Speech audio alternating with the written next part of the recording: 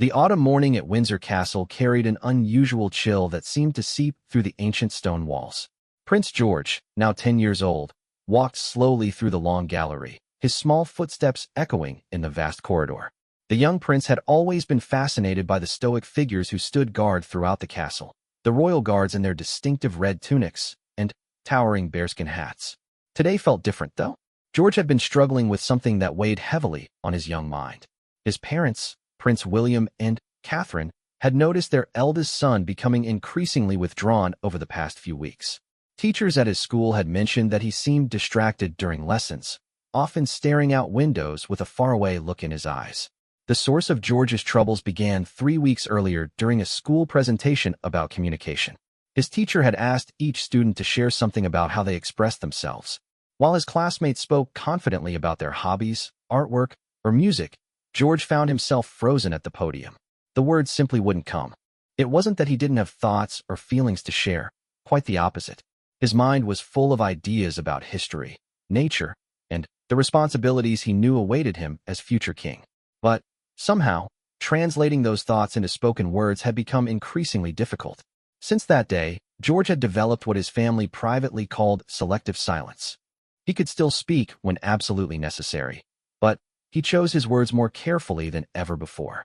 During family dinners, he would nod, smile, or use gestures instead of engaging in the usual chatter. His younger siblings, Princess Charlotte and Prince Louis, initially found it amusing, but soon grew concerned when their big brother's playful commentary during their games disappeared entirely.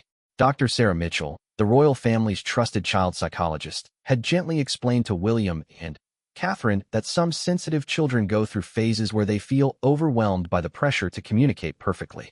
For George, who was already aware of his future role and the constant scrutiny that came with it, this pressure was magnified.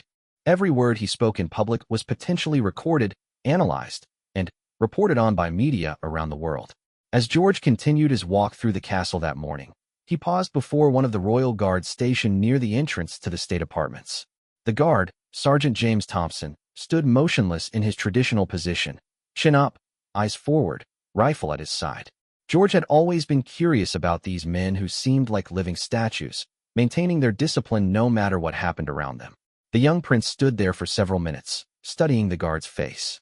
Sergeant Thompson, a 28-year-old veteran who had served 2 tours in Afghanistan before joining the Royal Guard, noticed the boy's presence, but maintained his military bearing. He had been briefed, like all guards, about the royal family's daily routines and had observed Prince George's recent quietness during his shifts. Something about the guard's silent strength appealed to George. Here was a person who stood with dignity and purpose without needing to fill the air with words. The guard's silence wasn't empty or awkward. It was full of meaning, duty, and respect. George realized that perhaps there were other ways to communicate that didn't require speaking at all. The prince took a small step closer to the guard. Still maintaining his position, Sergeant Thompson's eyes briefly flickered down to acknowledge the boy's presence before returning to their forward gaze. In that moment, George felt a connection. He raised his small hand in a subtle wave. The guard's mouth twitched almost imperceptibly, not enough to break protocol, but enough for George to notice. Encouraged by this tiny response, George decided to try something different. He had been carrying his sketchbook, a habit he developed recently as an alternative outlet for his thoughts. Opening to a fresh page, he quickly drew a simple picture of a guard standing tall and wrote underneath it, "Thank you for keeping us safe." The prince carefully tore out the page and placed it on the small table near the guard's position where daily security briefings were sometimes left. Then, he stepped back and offered a small bow, something he had learned from watching his father interact with military personnel. Sergeant Thompson watched this interaction carefully. When his shift ended 20 minutes later and he was replaced by Corporal Williams, he discreetly picked up the note. The simple drawing and heartfelt message touched him deeply. In his military career, he had received commendations and medals, but this genuine appreciation from a child who was struggling to find his own voice meant something entirely different. That evening, Sergeant Thompson did something unprecedented. Instead of heading straight home to his flat in London, he remained at the castle and requested a brief meeting with the duty officer. He explained the interaction with Prince George and asked if there was an appropriate way to respond that wouldn't breach protocol. Lieutenant Colonel Patricia Hayes, the duty officer, listened carefully to Thompson's account. She had served the royal family for 15 years and understood the delicate balance between maintaining military discipline and showing appropriate care for the family they protected. After considering the situation, she made a decision that would prove to be remarkably significant.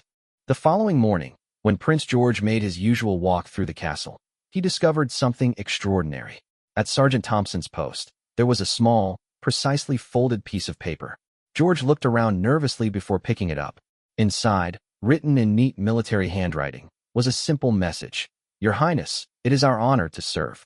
Your kindness gives us strength. We see your courage every day. Below the message was a small drawing, clearly not as artistic as George's, but showing a guard and a small figure standing together under the British flag. George's eyes filled with tears, but, for the first time in weeks, they were tears of joy rather than frustration. Someone had understood him without him needing to speak. Someone had responded to his silent communication with their own thoughtful message. He carefully folded the note and placed it in his jacket pocket, close to his heart. As he looked up at Sergeant Thompson, who maintained his professional stance but gave the slightest nod of acknowledgement, George realized that he had discovered something powerful. Communication didn't always require words. Sometimes the most meaningful exchanges happened in silence, through gestures, through genuine care and attention. This revelation would mark the beginning of an extraordinary journey for the young prince, one that would not only help him find his voice again, but would also create an unprecedented bond between the royal family and the guards who protected them. The seeds of something beautiful had been planted in that moment of silent understanding between a struggling young boy and a compassionate soldier who chose to respond with kindness rather than mere duty. Word of the exchange between Prince George and Sergeant Thompson spread quietly through the ranks of the Royal Guard. Unlike typical military gossip, this news traveled with a sense of reverence and purpose. The guards had always taken their duty to protect the royal family seriously, but this interaction revealed a different dimension of their service, the opportunity to provide emotional support to a child who was struggling. Corporal Maria Santos, who had served on the guard for 3 years, was particularly moved by the story. As the mother of 2 young children herself, she understood how difficult it could be when a child felt unable to express themselves. During her next shift at the grand entrance, she made a small decision that would contribute to something much larger. When Prince George appeared for his morning walk 2 days later, he found another carefully placed note. This one was from Corporal Santos and contained a simple message. Your Highness, my children wanted me to tell you that they think you're very brave. Sometimes the strongest people are the quiet ones. Attached to the note was a small origami crane, folded from what appeared to be a page from a military manual. George had learned about origami in his art class and knew that cranes symbolized peace and hope in Japanese culture. He was amazed that this stern-looking guard had taken the time to create something so delicate and meaningful. The response from George came the next day in the form of his own origami creation, a small paper boat with a message written on its sail. Thank you for the crane. I made this boat for your children. I hope they like sailing adventures. Prince William and Catherine began to notice a subtle change in their son. While he still spoke less than usual, there was a new lightness in his step and a spark returning to his eyes. They had observed his morning walks becoming longer and more purposeful, though they hadn't yet discovered the reason behind his improved mood. The secret communication network continued to grow. Guard after guard learned about the exchange and began participating in their own small ways. Private David Chun left a tiny paper airplane with an encouraging message. Lance Corporal Rebecca Walsh shared a quote from a famous military leader about the power of quiet observation. Each interaction was respectful, appropriate, and filled with genuine care for the young prince's well-being. The breakthrough moment came during the 3rd week of these silent exchanges. Prince George had been working on something special in his room, a project that had occupied his attention for several evenings after his tutoring sessions were complete. Using his art supplies and some help from his nanny, he had created a small booklet titled The Silent Guards and The Quiet Prince. The booklet contained hand-drawn illustrations of various guards in their different uniforms and positions around the castle. Each drawing was accompanied by a short story about the guards' imagined background, their families, their dreams, their reasons for serving. The stories were simple but demonstrated remarkable empathy and observation skills for a 10-year-old. On the cover, George had written, "For all the guards who keep us safe and who understand that sometimes the best conversations happen without words." Instead of leaving this at one guard's post, George made a bold decision. He approached Lieutenant Colonel Hayes directly during one of her routine inspections. The sight of the young prince standing before her with his handmade booklet in hand was both touching and unprecedented. "Ma'am," George said quietly, his voice slightly hoarse from weeks of limited use, "I made something for all the guards. Could you please make sure they all see it?" Lieutenant Colonel Hayes accepted the booklet with the gravity it deserved. As she flipped through its pages that evening, she was struck by the depth of George's observations. He had noticed details about the guards that even she might have missed: the way Sergeant Kumar adjusted his collar when he was thinking, how Corporal Johnson always checked the windows twice during his evening rounds, the slight smile that Private Morgan tried to hide when children visited the castle. The booklet revealed that Prince George's period of silence hadn't been empty or withdrawn at all. Instead, he had been developing an extraordinary capacity for observation and empathy. His inability to find words had led him to become more attuned to nonverbal communication, body language, and the subtle emotions that people carried with them. Lieutenant Colonel Hayes made copies of the booklet for every member of the Royal Guard. The response was overwhelming. Many of these battle-hardened soldiers found themselves moved to tears by the young prince's thoughtful portraits. The booklet became a treasured possession, with guards carrying copies in their personal belongings even when off-duty. The impact on George was equally profound. Knowing that his work was valued and appreciated gave him a sense of accomplishment that he hadn't felt since his communication struggles began. He began to realize that his period of reduced speaking hadn't been a weakness or failure, but rather a different way of engaging with the world that had led to deeper insights and connections. Dr. Mitchell, during one of her regular check-ins with the family, was fascinated to learn about these developments. She explained to William and Catherine that George's experience was actually a form of selective communication that some highly sensitive children develop. Rather than being a problem to solve, it was often a sign of deep emotional intelligence and careful consideration of how words affect others. The royal parents were amazed to discover the extent of the silent communication network their son had created. When they learned about the notes, drawings, and the booklet, they felt a mixture of pride and gratitude. Their son had not only found a way to cope with his communication challenges, but had also created meaningful connections with the people whose job it was to protect their family. Prince William, drawing from his own military experience, understood the significance of what had happened. Military personnel are trained to maintain professional boundaries, but they had responded to George's genuine need for connection with warmth and creativity while still respecting protocol. This showed exceptional judgment and compassion. Catherine was particularly moved by the emotional intelligence George had displayed. His ability to recognize that the guards might appreciate acknowledgement for their service, and his intuitive understanding that they might be able to communicate in ways other than speaking, showed a maturity beyond his years. The silent communication between Prince George and the Royal Guard had evolved into something beautiful and meaningful for everyone involved. The guards had rediscovered a sense of purpose beyond mere duty, feeling genuinely appreciated for their service in a personal way.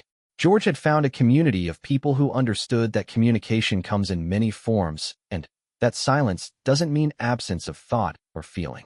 As the autumn days grew shorter and winter approached Windsor Castle, the foundations had been laid for something even more extraordinary. The relationship between the quiet prince and his silent protectors was about to take on a new dimension that would surprise everyone, including the royal family themselves. The first snow of winter arrived early at Windsor Castle, transforming the ancient grounds into a magical winter wonderland. Prince George stood at his bedroom window, watching the snowflakes dance in the courtyard below, where the guards maintained their positions despite the cold weather.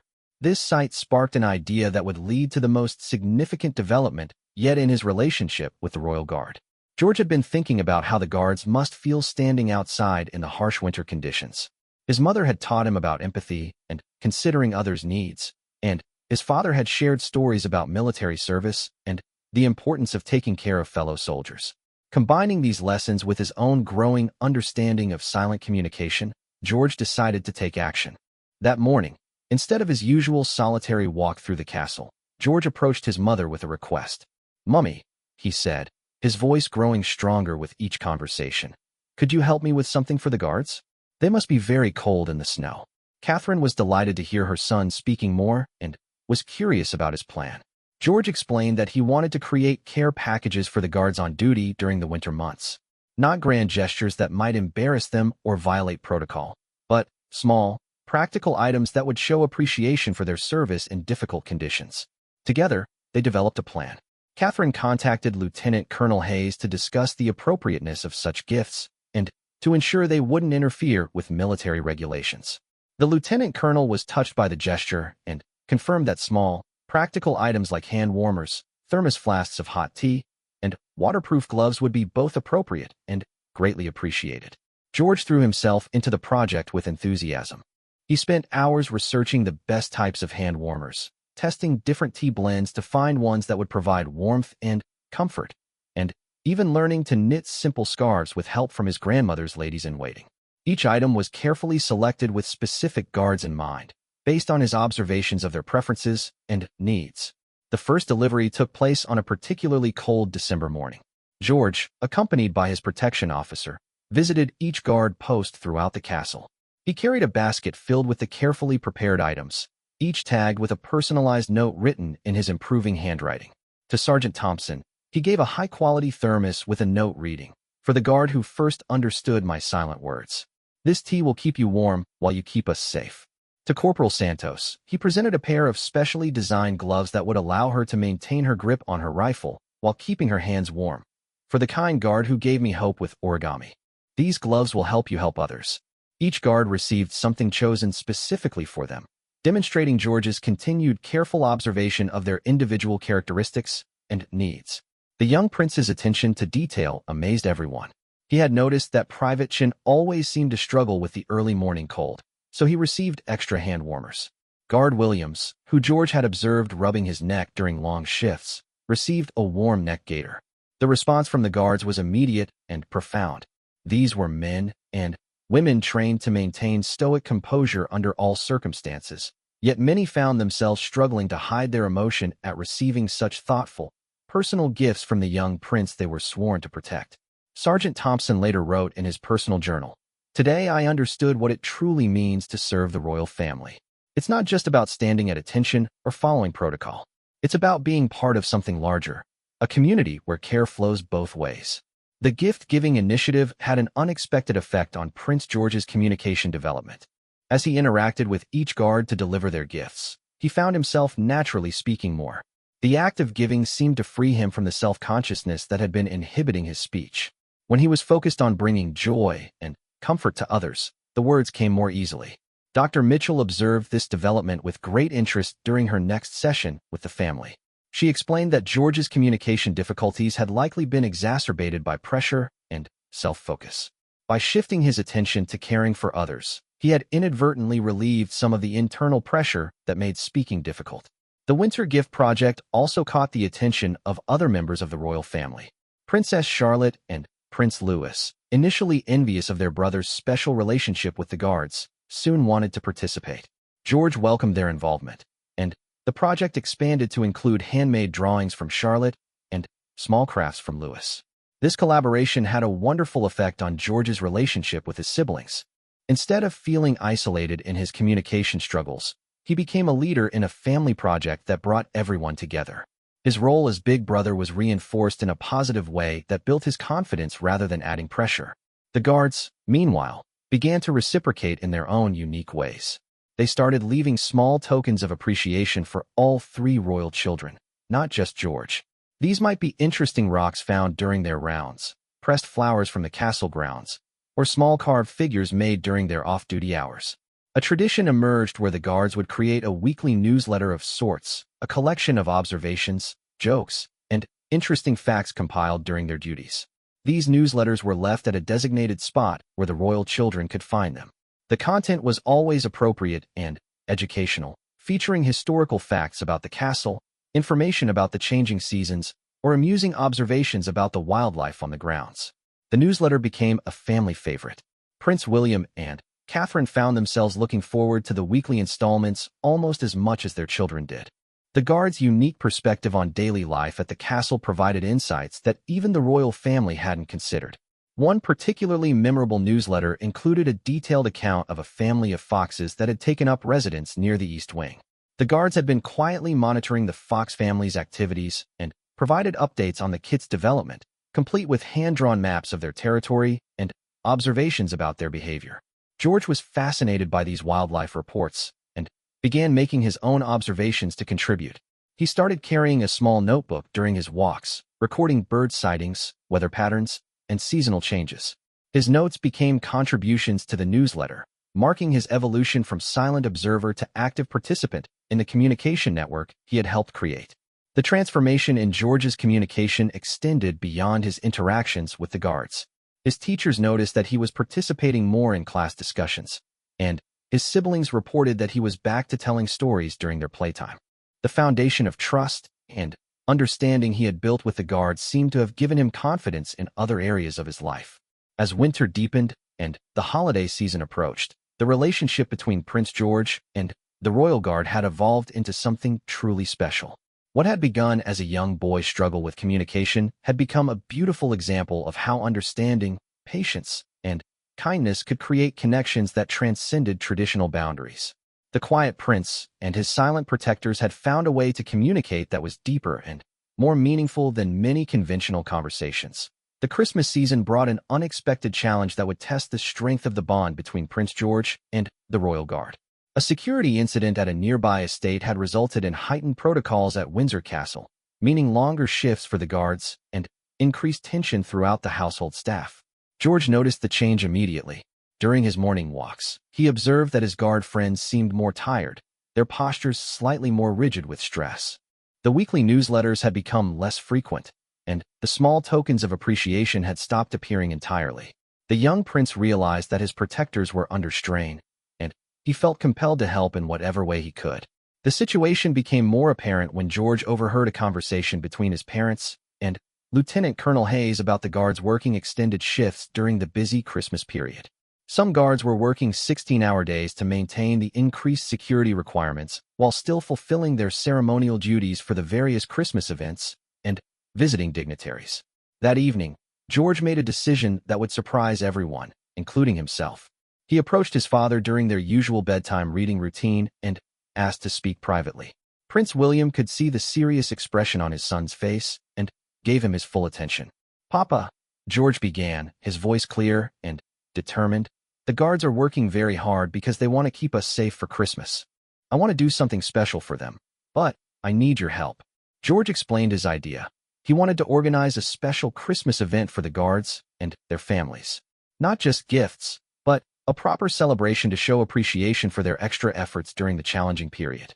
He had been thinking about it for days and had even made preliminary plans in his notebook. Prince William was amazed by his son's initiative and thoughtfulness. The idea was ambitious. It would require coordination with military hierarchy, security considerations, and careful planning to ensure it was appropriate and meaningful. But the prince could see how important this was to George and recognized the positive impact it could have on everyone involved. The planning process became a family affair. Catherine contributed her event organizing experience from her charitable work. Charlotte offered to help with decorations, and even little Louis wanted to participate by making simple crafts. The project gave George a leadership role that built his confidence while allowing his whole family to contribute their strengths. Lieutenant Colonel Hayes was initially cautious about the proposal. Military protocol dictated clear boundaries between the royal family and their protectors. However, after careful consideration and consultation with higher authorities, she approved a scaled-down version of George's plan. The event would be held in one of the castle's smaller halls, would include only guards currently stationed at Windsor and their immediate families, and would maintain appropriate formality despite its celebratory nature. George threw himself into the preparations with an energy and focus that amazed his parents. He personally wrote invitations to each guard family, researched their children's ages to ensure appropriate activities, and worked with the castle's kitchen staff to plan a menu that would appeal to everyone. His attention to detail rivaled that of professional event planners. The most touching aspect of George's planning was his consideration for the guards' children. He had realized that many of them rarely got to see their parents' workplace or understand the importance of their duties. George designed activities that would help the children feel proud of their parents' service while having fun appropriate to their ages. 3 days before Christmas, the event took place in the Waterloo Chamber. George had transformed the formal space with decorations that honored both the Christmas season and military service. British flags were displayed alongside Christmas trees, and Each table was set with small gifts for both adults and children. When the guards and their families arrived, many were visibly moved by the effort that had been put into welcoming them. These were people accustomed to remaining in the background, maintaining professional distance. To be invited into the castle as honored guests of the royal family was unprecedented in most of their experience. George had prepared a short speech for the occasion. Standing before the assembled group, wearing his best suit, and looking every inch a young royal despite his tender age, he delivered words that would be remembered by everyone present for years to come. "Thank you all for coming tonight," he began, his voice steady and clear. "I wanted to have this party because I've learned something important this year. I learned that the best conversations don't always need words, and the strongest friendships can grow in quiet moments. Each of you has shown me kindness when I needed it most, and I wanted to show you kindness in return." He paused, looking around the room at the faces of the guards and their families. "My father taught me that a good king serves his people, and you have taught me that service comes in many forms. Thank you for serving our family with such dedication, and for teaching me that silence can be just as powerful as words when it comes from the heart." The applause that followed was warm and heartfelt. Many of the guards found themselves struggling with emotions they hadn't expected to feel. This young boy, who would one day be their king, had not only acknowledged their service but had demonstrated a level of empathy and leadership that impressed even the most experienced military personnel. The evening continued with games for the children, stories shared between families, and an atmosphere of warmth that bridged the usual gap between royalty and their protectors. George moved easily between the groups, ensuring everyone felt included and comfortable. His transformation from the silent, struggling boy of just a few months earlier was remarkable. Corporal Santos later described the evening to her husband. The prince wasn't just hosting a party. He was demonstrating what leadership looks like.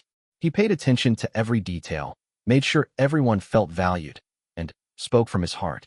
That child is going to be an extraordinary king someday. The impact of the evening extended far beyond that single night.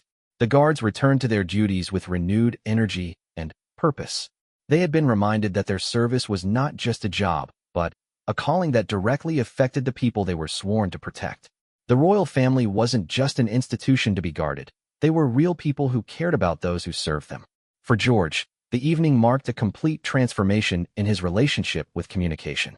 Standing before the group and speaking from his heart had been challenging, but it felt natural because he was speaking about something that mattered deeply to him. He realized that his earlier struggles with words hadn't been about an inability to communicate, but about finding something meaningful enough to say. The Christmas celebration became an annual tradition, though each subsequent year was different based on circumstances and George's evolving ideas. The first event set a precedent that enriched the relationship between the royal family and their protectors for years to come. As Christmas morning arrived at Windsor Castle, the gift exchanges between George and the guards took on new meaning. They were no longer silent communications born from struggle, but joyful expressions of genuine friendship and mutual respect. The quiet prince had found his voice, and, in doing so, had created something beautiful that would influence his approach to leadership for the rest of his life. Spring arrived at Windsor Castle with unusual warmth, and with it came a moment that would demonstrate just how profoundly the relationship between Prince George and the royal guard had evolved. The occasion was the annual changing of the guard ceremony, a tradition that drew thousands of tourists and marked an important moment in the military calendar. This year's ceremony would be different, though none of the spectators gathering outside the castle gates knew it yet. Prince George, now 11 and having grown in confidence throughout the winter months, had requested to participate in the ceremony in an unprecedented way. After months of building relationships with the guards through silent communication, thoughtful gifts, and the memorable Christmas celebration, he wanted to publicly acknowledge their service. The idea had originated from George's observation that while the changing of the guard was a popular tourist attraction, the individual guards remained anonymous to most observers. People watched the pageantry and precision but rarely considered the personal stories and dedication of the men and women performing their duties. George wanted to change that, at least in some small way. Working with Lieutenant Colonel Hayes and his parents, George had developed a plan to present a special commendation to the outgoing guard unit. This wasn't an official military honor, but rather a personal acknowledgement from the royal family, recognizing the guard's exceptional service during the challenging winter period and their role in helping him overcome his communication difficulties. The morning of the ceremony, George felt nervous excitement. He had prepared remarks that he wanted to deliver, but, more importantly, he had created something special for each of the guards who had been part of his journey over the past months. Working with local artisans and the castle's historical workshop, he had commissioned small medallions engraved with the Windsor Castle coat of arms and a personal message, for service beyond duty, with gratitude from a grateful prince. As the traditional ceremony began, tourists and media representatives gathered to watch the familiar ritual of military precision. The guards, resplendent in their full dress uniforms, moved through the ancient choreography that had been performed for centuries. To most observers, it appeared to be exactly like every other changing of the guard ceremony they had witnessed or heard about. The surprise came at the conclusion of the formal ceremony. Lieutenant Colonel Hayes stepped forward and announced that His Royal Highness Prince George had requested to address the guards before they departed. This was entirely unprecedented. Royal children simply didn't participate in military ceremonies in this way. George appeared in the courtyard wearing a formal morning suit, looking remarkably composed for his age. As he approached the assembled guards, many of whom he now knew personally, he could see the mixture of surprise and pride in their faces. These were men and women who had served in combat zones around the world, yet they seemed moved by the presence of the young prince they had watched grow and develop over the past months. Standing before the formation, George began to speak in a clear, strong voice that carried across the courtyard to the surprised tourists and media representatives who had expected to witness only a routine ceremony. Members of the Royal Guard, he began. Today marks not just the changing of your duty shifts, but an opportunity for me to thank you for something very special. Over the past year, you have taught me that communication comes in many forms, that service is about more than just following orders, and that kindness can flourish even within the structure of military discipline. He paused, looking along the line of guards who stood at attention, but whose eyes showed deep attention to his words. When I was struggling to find my voice, you responded to my silence with understanding and patience. When I reached out through drawings and notes, you replied with your own messages of encouragement. You showed me that true strength sometimes lies in quiet observation, careful listening, and thoughtful response rather than in loud words or grand gestures. George then began the presentation of the medallions. As he approached each guard individually, he had a personal word for each one. To Sergeant Thompson, he said, "Thank you for being the first to understand that silence doesn't mean emptiness." To Corporal Santos, he offered, "Your origami crane still sits on my desk, reminding me that beautiful things can be created from simple materials." Each presentation was brief, but personal, demonstrating that George had truly seen and appreciated each individual's contribution to his growth and well-being. The guards accepted their medallions with military bearing, but many struggled to maintain their composure in the face of such genuine appreciation from the young royal they had come to care about. The watching crowd, initially puzzled by the deviation from normal ceremony, gradually understood that they were witnessing something extraordinary. Here was a young prince who was already demonstrating the kind of leadership and personal connection that would serve him well in his future role as king. The media coverage of the event was extensive and positive. Royal commentators noted that George was showing early signs of the empathy and leadership qualities that would be essential in his future reign. More importantly for George himself, the ceremony marked a complete transformation from the silent, struggling boy of a year earlier to a confident young person who could speak eloquently and meaningfully in public. In the days following the ceremony, George received letters from guards' families, military personnel from other units, and even members of the public who had been moved by his gesture. Many commented that his acknowledgement of service reminded them of the importance of recognizing the contributions of all those who work quietly in the background to keep society functioning. Dr. Mitchell, reviewing George's progress, noted that his journey from selective silence to public speaking demonstrated the power of meaningful connections in overcoming communication difficulties. By finding something he truly cared about, the well-being of others, George had discovered his own authentic voice. The relationship between George and the Royal Guard continued to evolve as he grew older. The traditions they had established together, the gift exchanges, the Christmas celebrations, the newsletters, became permanent fixtures that enriched life at Windsor Castle for everyone involved. Future guards joining the unit learned about the special relationship and the importance of seeing their role as more than just security duty. Years later, when George reflected on this period of his childhood, he would recognize it as foundational to his understanding of leadership and service.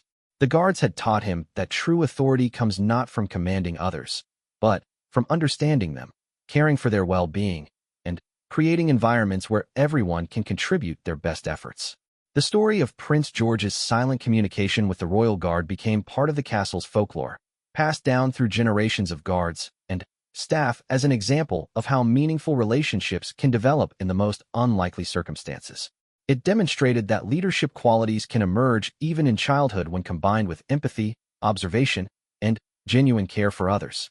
As George continued his education and preparation for his future role, the lessons he learned during his months of selective silence remained with him. He had discovered that sometimes the most powerful communication happens not through grand speeches or formal pronouncements, but through quiet moments of connection, thoughtful gestures, and genuine appreciation for the service and dedication of others. The transformation was complete. The prince who had once struggled to find words had become a young leader who understood that the most important words are those that acknowledge others, build relationships, and create communities based on mutual respect and care. The royal guard, in their silent wisdom and patient response to a struggling child, had helped shape a future king.